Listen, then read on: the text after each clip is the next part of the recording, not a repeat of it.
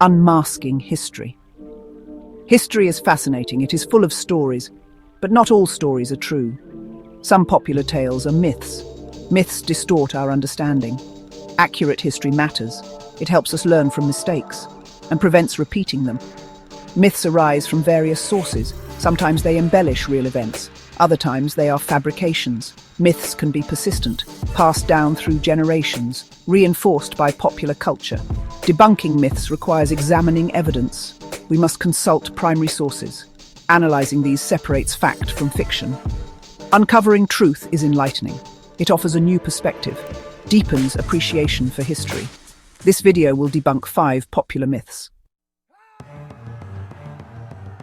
Horns of a Dilemma, debunking the Viking helmet myth. The image of a Viking warrior wearing a horned helmet is iconic. It is a staple of popular culture, but it is a myth. There is no archaeological evidence to support this depiction.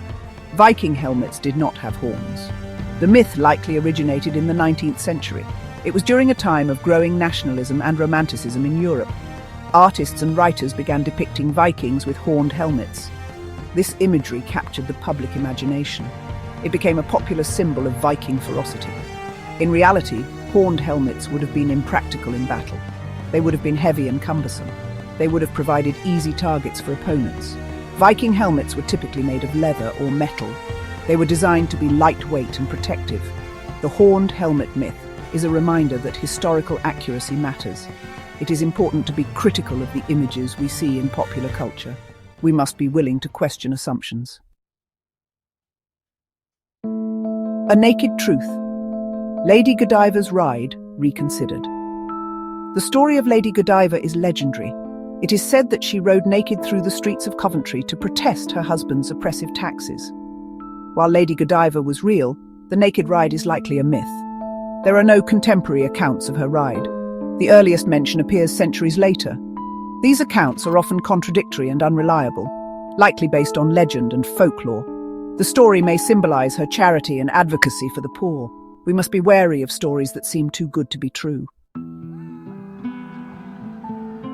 Section 4. Measuring up to history. Napoleon's true stature. Napoleon Bonaparte is often depicted as a short man. This image has been perpetuated by countless cartoons and historical anecdotes, but it is a myth. Napoleon was not unusually short for his time.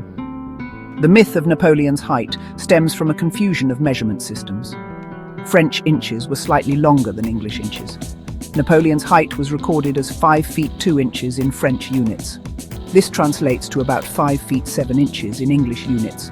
This was actually slightly above average height for a man in France at the time.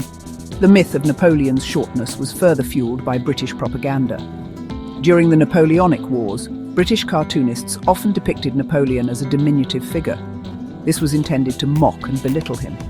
The truth is that Napoleon was a complex and fascinating historical figure. His height, or lack thereof, had little bearing on his military and political achievements. Section 5. From Vomit to Venue. The real purpose of Roman vomitoriums. The word vomitorium evokes a rather unpleasant image. It conjures up visions of ancient Romans gorging themselves on food and then purging themselves in special rooms. However, this is a complete misunderstanding of what a vomitorium actually was. In Roman architecture, a vomitorium was not a room for vomiting at all. It was an entrance or exit passageway in an amphitheatre or stadium. These passageways were ingeniously designed to allow large crowds to enter and exit efficiently.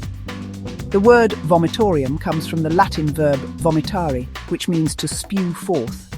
The Romans used this term to describe the way crowds would spew forth from the vomitoria into the seating areas. The myth of the Roman vomitorium as a purging room likely arose from a misunderstanding of Roman customs. While the Romans did enjoy lavish feasts, there is no evidence that they engaged in ritualized vomiting. The vomitorium was a testament to Roman architectural ingenuity, not to their supposed gluttony. History is full of fascinating stories, but it is important to separate fact from fiction. By debunking historical myths, we can gain a more accurate and nuanced understanding of the past. We can learn from the mistakes and triumphs of those who came before us. We can appreciate the richness and complexity of human history. In conclusion, Debunking historical myths helps us understand the past more accurately. If you enjoyed this video, please like, comment, and subscribe for more fascinating content.